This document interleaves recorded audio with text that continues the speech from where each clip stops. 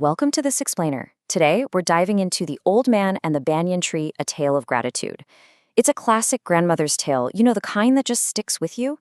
It teaches this absolutely timeless, heartwarming lesson about our connection with nature. Think about it. Have you ever felt that sudden, instant wave of peace just sitting under the giant sweeping branches of a massive tree? If you have, you're gonna love what we're looking at today. So do you remember the stories your grandparents used to tell you? Really remember them. We used to think they were just for entertainment, right? Just a way to keep us kids quiet for 5 minutes. But actually, they were these profound little vehicles for morality. Sitting there with our elders, we were absorbing some serious life wisdom, all wrapped up in these simple, easy-to-remember fables. Part 1, Grandma's Valuable Story. And the core of this specific story? Gratitude. But wait, we aren't just talking about politely saying thank you when someone hands you a coffee. No, this is about a deeper, truer kind of gratitude. We're talking about a profound, reciprocal appreciation directed right at the natural world that literally sustains us every single day. Let's look at what this kind of active gratitude actually looks like in practice. Part 2, The Old Man's Bond.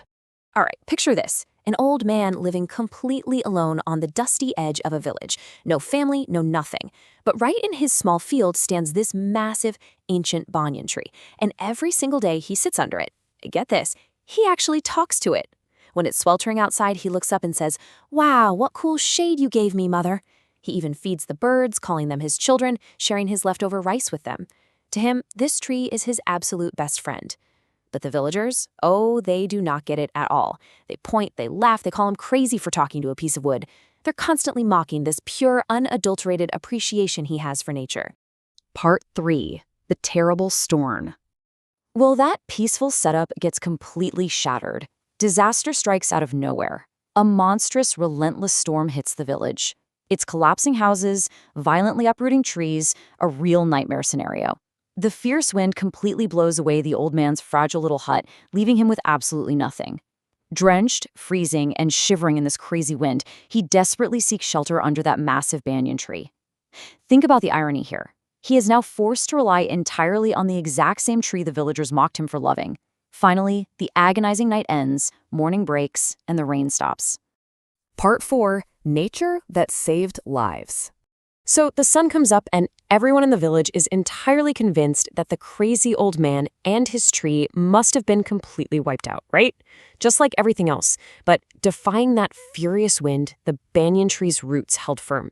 Literally everyone thought it would snap in half, but instead it stood fiercely resilient.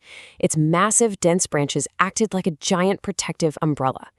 Underneath that thick canopy, the old man was kept perfectly safe and completely dry. The tree didn't just happen to survive, it actively shielded him from the storm. When the villagers find him alive, they are absolutely shocked, and the old man looks right at them and drops this profound truth. He says, "You thought it was just a tree, but I gave it love, and today it saved my life and showed me its affection." Wow! He didn't survive by pure chance, you guys. He survived because of the deep, caring bond he had nurtured over all those years. Part 5, The Main Moral of the Story. So what's the big takeaway from this grandmother's tale? It's pretty clear. First off, nature protects those who love it. It's a deeply mutual relationship. Second, no good deed ever goes to waste. It always comes back around to you, usually when you need it the absolute most. Third, trees really are our true life givers. Even though they don't speak our language, they totally respond to our care. And finally, the actionable stuff for all of us. Plant as many trees as you possibly can and protect them with all your heart. Treat them with that exact same love and reverence the old man showed his banyan tree. I want to leave you with a simple question. Did this story touch your heart? It's a great excuse to pause and really reflect on your own relationship with the natural world. Are we acting like the villagers, just hurrying by, totally ignoring the life around us? Or are we like the old man, recognizing the incredible life and vital protection that nature generously offers us every single day? Next time you walk past a massive tree, I highly encourage you to take just 1 second to appreciate it. So, I have to ask, what kind of seeds are you going to plant today?